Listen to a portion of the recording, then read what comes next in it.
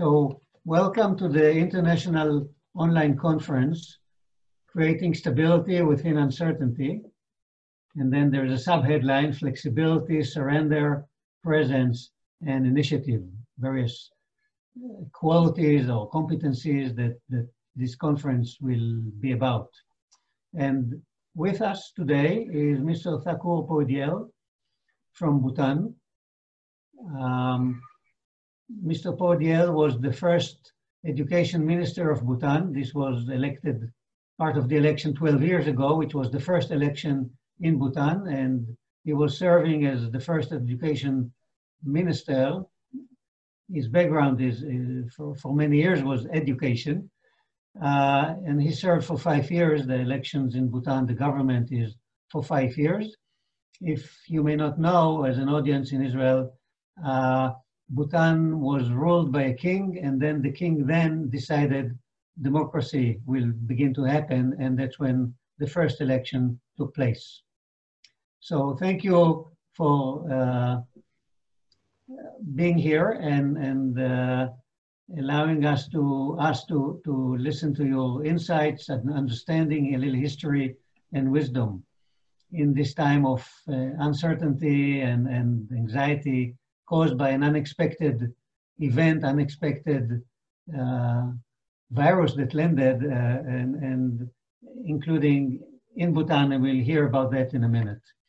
So, because most Israelis don't know Bhutan well enough, can you speak just very briefly about Bhutan and about the first election and you becoming the first education minister, and then we'll follow from there. Kuzizangpula and Shalom. Greetings from the jewel of the Himalayas, Bhutan, to the land of Ben Gurion by the Galilee of, to the land of Ben Gurion. Let me begin again. So, Kuzizangpo and Shalom. Greetings from the jewel of the Himalayas, Bhutan, to the land of Ben Gurion by the Sea of Galilee. Thank you very much for inviting me to be a part of this very important gathering. I see that most of the attendants, participants in the conference are educators, teachers like myself. So as a teacher to his fellow teachers, fellow educators, I would like to say what great joy it is for me to be able to join you at this point in time. Being a teacher takes tremendous courage. It takes tremendous sacrifice. It is one of the most heroic jobs, heroic missions in the world. So whatever you are doing, whether it is in the school, college, or university, you are making a difference. Educators are supposed to make the world a better place. And every single moment you see a child, a young man or woman, a boy or girl in your class or online, you make a difference.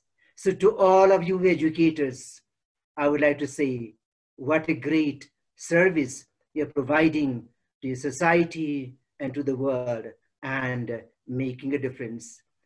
As far as Bhutan is concerned, we are situated up in the Himalayas between two great neighbors, the People's Republic of China in the north and the Republic of India in the south.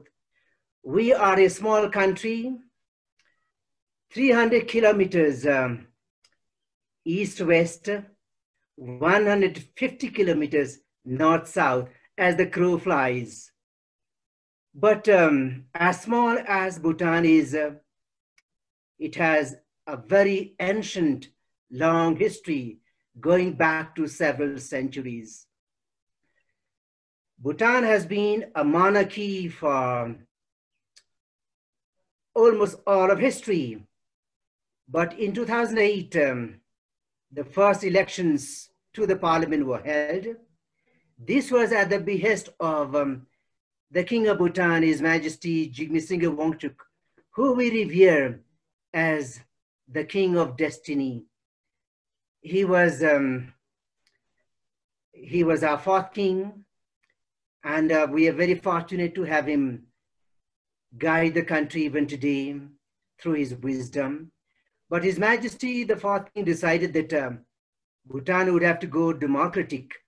It must be a very, very rare incident in the history of monarchical traditions in the world for monarchy, for a king to pave the way for democracy. So Bhutan's evolution as a monarchy and now as a democracy, constitutional monarchical democracy, constitutional parliamentary democracy, this has been something very, very special. It was His Majesty the fourth King of Bhutan who decided in his wisdom that Bhutan ought to go democratic. So in 2008, we had the first elections and we formed the first government for 5 years, 2008 to 2013. Bhutan has been following a very special mission, as it were. The fourth king decided that the conventional notion of measuring progress by using the yardstick called gross domestic product was not adequate to tell the story of development, to give the people a sense of progress in the society. So he decided that for Bhutan, the way to measure progress would have to be different. And he introduced the concept called gross national happiness. So today the world knows Bhutan primarily as a harbinger, as an initiator of this holistic, sustainable development paradigm called gross national happiness, as a marked departure from the conventional utilitarian materials-based yardstick called gross domestic product. So over the last 40 years or so, since this new concept of development called gross national happiness was introduced, Bhutan has been following this North Star. We call this the North Star. Every nation needs a North Star. Every society ought to have its own North Star. Just as indeed every man, woman, and child ought to have his or her own dream, so also every society, as indeed every nation, ought to have its own North Star. In the olden days, when precision equipment like we have today were not invented, sailors and the mariners on the wide open seas looked at the North Star to find the direction to the safety of the port. Today in the 21st century, not many people would look at the North Star. If at all, they would look at the mobile phone to find their direction. But even in the 21st century, we ought to look at the North Star, all the more so now than ever before. We need to know where the society is heading. Where will the country be 5 years down the line, 10 years down the line, 15, 20 years down the line? So gross national happiness as a holistic, sustainable development paradigm is Bhutan's North Star. So, I mean, I'm aware that during your 5 years in the ministry, as the education ministry, you initiated a process that was aimed to bring the G&H principles into education. And maybe you can, again, very brief, say, what does it mean for you, knowing that the G&H principle, gross national happiness, are about well-being on a personal level, on the culture level, on the planetary, ecological level, and then the management of the country or a school also needs to be well done on behalf of the governance, etc. What does it mean in education from your perspective, and why is it necessary? Thank you so much indeed again. As I was saying earlier on, every nation needs a North Star to guide it in the direction that it wants to go. So if a nation has a North Star or a big dream, the subsystems of that nation ought to embrace and advance the dream or participate in that North Star or in the search of the North Star. So education is an extremely important subsystem of any nation, because in the education system, we have the leaders of the future. We have the most precious segment of the population, the most precious segment of the society, our children, our boys and girls, our future leaders are in our schools, colleges, and universities. So if we need these young men and women to be able to participate in the dream of the country and take it forward, the education system would have to bring them on board. So in 2009, the Ministry of Education of the Kingdom of Bhutan initiated a big nationwide educational reform initiative. We call it Gross National Happiness, or Educating for Gross National Happiness. And the strategy that we adopted to implement this program of Educating for Gross National Happiness was, and is still called, Nurturing Green Schools. Green schools as a means to an end, and the end is green Bhutan. Today, all around the world, there's so much of talk going on in the name of education, but not all of it is education. So we thought that it is important for Bhutan's education system to be as broad-based and as purposeful and meaningful as the program of Gross National Happiness itself is.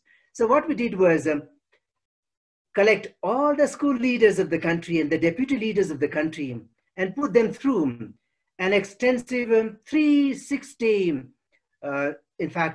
program to bring them on board and to make them internalize what this aim of the Education Ministry was. So over a period of time, we were able to reach out to all the school leaders, deputy leaders, and the teachers across the country. So green schools is an important concept. Green is a color, but more importantly, green is a metaphor. Green is a metaphor for anything and everything that supports life and sustains life. And by life, we mean human life, animal life, bird life, plant life, reptiles, life in the sea, on land, in the sky, everywhere. So anything and everything that supports life in its multiple variety is green. So we can have a green school, we can have a green home, a green society, green economics, green politics, green parliaments, green laws, green economics. Green is a quality of mind. It is an orientation of mind. It is for life. It is an affirmation of life in all its multiple variety. So that's why a green school addresses the claims of multiple elements. Today's education around the world addresses mainly the claim of the mind, the claim of the intellect. At best, it addresses the claim of the corporations, of the marketplace, of factories. But human beings, our children, all of us, have so many elements, each of which has a claim on our education system, on teaching and learning. So what we did was address the multiple claims of life and this planet Earth on education systems and on teaching and learning. This was our aim at as we introduced the concept of green schools in Bhutan. The green color is now attached to a country, to different countries where coronavirus situation is quite well managed. And there are countries in the red where coronavirus is up there. Is the green concept helping in the here and now?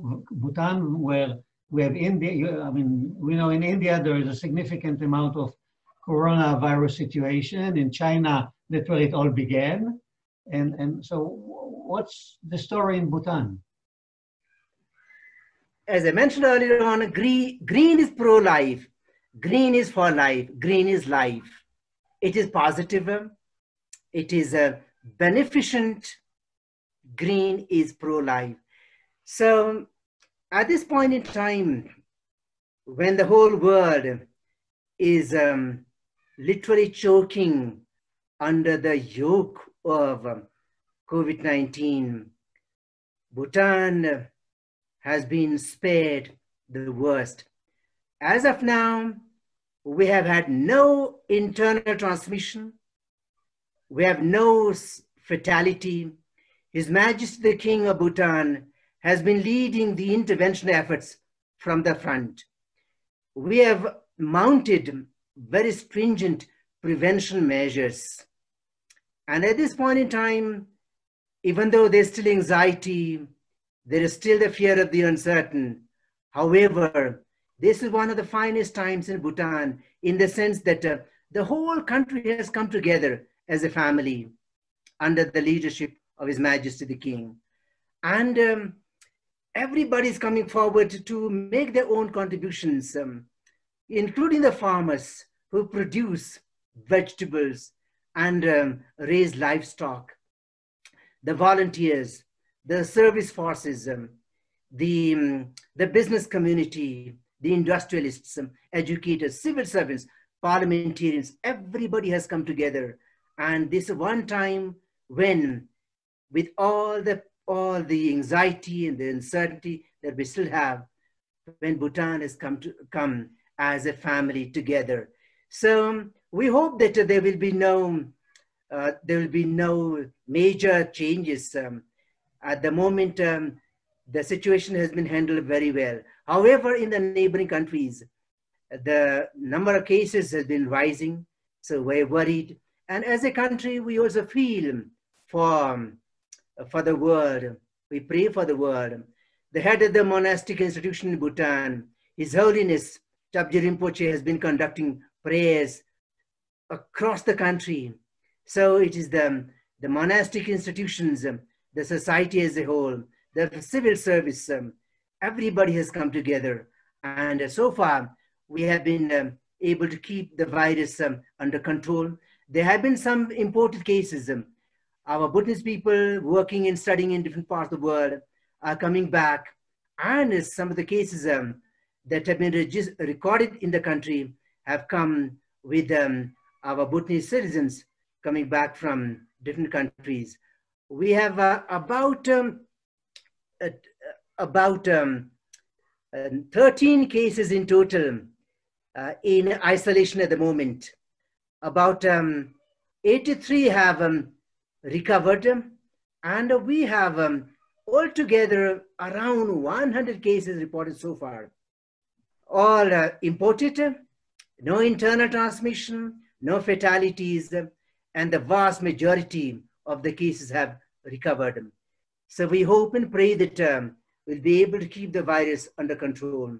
And as far as green is concerned, at this point in time, nothing is more important for Bhutan than saving lives.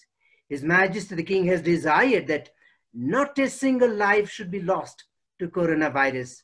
And that is how it's been so far. Life being more precious than anything else at this point in time in Bhutan. Just for the sake of the audience, Bhutan is a small country, as you have mentioned, the size. It's like 2 Israels, more or less. And the number of population is also not very high. It's about 750,000 people, I think, if I recall. Is there any awareness for how many schools do you have in Bhutan, including the city school and the faraway village schools? How many altogether? Altogether, we have around 600 institutions in the whole country, beginning from the extended classrooms. This is the smallest unit of our education system. The extended classrooms all the way to the university. So altogether, about 600 institutions across the country. And as you mentioned rightly, about 750,000 people across the country. The total area is a small 38,394 square kilometers. And you don't have, children right now, I know from you and from other colleagues and friends, there's no school right now for quite some time. And maybe you can say a little bit about that. We need to close very soon, about the no school situation. How is Bhutan, the teachers, the educators, the parents, the children are coping with the no school for quite some time, and what's next for education, as far as you know, in Bhutan? What's going to happen? As I mentioned earlier on, we have had no internal transmission in the country so far. But we didn't want to take any chance. We had the first 2 cases of coronavirus that came through 2 tourists from the United States. And they, in fact, alerted Bhutan to prepare for any eventuality. So right from day one, the preparations, the level of preparedness has been quite commendable. So one of the intervention measures that the government took was, in fact, a closure of schools and institutions when the number of cases around the world started rising. And that was sometime in March itself. And till now, majority of the schools and institutions are still closed. What we have done is reopen schools for standard 10 and standard 12 students because they will be taking the final board examinations. And some of the university colleges are also preparing to open. But it will take a little while for the rest of the institutions to resume classes. However, in the course of the closure, the Ministry of Education has mounted very active alternative measures. Online classes have been going on via the national television, radio, as well as social media. So, in fact, our teachers have been very busy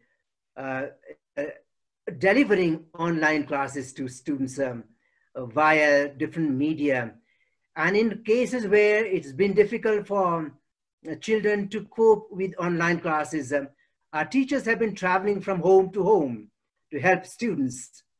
However, this has also been a very, very good opportunity for Bhutan to try out alternative ways of delivering classes. So even though it had to be done at a very short notice, what our colleagues in the ministry across the system, in the schools, colleges, and universities are doing has been quite commendable. Of course, we missed the opportunity of seeing children in a face-to-face setting. However, this has been the second best. We had to reach out to the children, keep the children engaged. And of course, even the parents now are engaged in the education of the children. So we hope that even though we have had to scale back on the volume of teaching, whatever is happening in our children's homes, whatever is happening in the villages and across the country, we believe this is also education. This is the moment when a lot of our people have been able to look inward, to look at what is important in life, how to make the best use of what we have, and be grateful for the good things that are around. So education has been going on even beyond the classrooms. How do you cope in this time? How if you can sort of, you have enough self-awareness to be able maybe to reveal, how do you cope? What kind of flexibility or adaptability are you executing? What kind of creative actions can you see yourself expressing? I have been a teacher all my life. In the beginning, I had my classrooms, my school, my college, my university. And when I joined the Ministry of Education, the size of my classroom expanded to cover the whole country. The whole country became my classroom. And today, thanks to this technology, my classroom has expanded even further. Today, sitting in my room now, I can connect with you on the side of the Sea of Galilee. And in the same way, I've been able to connect with educators, thinkers, policymakers, planners across many countries, and being able to share some of my own ideals, my dreams, my conviction about education. Even though my role has changed several times in the past several years, however, at heart, I'm an educator, I'm a teacher. And education is so very important today. We have seen that even though education may not be able to solve all the problems of the world, it is the most powerful instrument in bringing about positive change in the society. That is why we have built schools, built colleges, built universities, and collected in them the most precious segment of the population, children and youth, and we keep them for extended periods of time. So the purpose of education, the worth and the meaning of education has got to be worthwhile. And today, I'm so happy that teachers and educators around the world are doing their best, even within the COVID situation. Education is built on the principle of hope. It is built on the principle of possibility. We cannot afford to give up. We cannot afford to relax. So it may not be in a classroom. It may not be in a formal setting. We have to do what we can to share what we know, to contribute what we can to the making of the world a better place. And I think COVID-19 has taught us to be humble. It has taught us to be a little more reflective. And it is my hope that it will have taught us to be a little wiser. I think some of the finest things that have come as a byproduct of COVID-19 is what I call Revolution 5.0. Revolution 5.0 for me relates to the return of the human. Around the world, we have seen people going out of their way to help those in need, to volunteer. This is the finest moment for the spirit of volunteerism to flower and to blossom. And even our planet Earth has become greener. Our oceans and the seas have become cleaner. The sky has become bluer. The vegetation is so much greener. Water is more clean. The air is purer. So this is in a way one of the very beautiful byproducts of COVID-19. And my hope is that before we return to business as usual, these gains, these achievements, the beautiful expressions of basic human goodness will be stronger and in fact keep under control the GDP-based model of development, the GDP-based model of economics, the GDP-based model of exploitation of our planet Earth. Revolution 5.0 is also a moment when gross national happiness is able to find a bigger scope for manifesting itself. And Bhutan is doing that now. It is my hope that before the world returns to a situation of business as usual, the old norm, the old normal, the good things that we have seen manifested during this difficult time, during this painful time, will be stronger and manifest themselves even beyond COVID-19. This is my vision and my hope and my prayer. Revolution 5.0, return of the human, and appreciation and celebration of the beauty of our very dear, beloved planet Earth.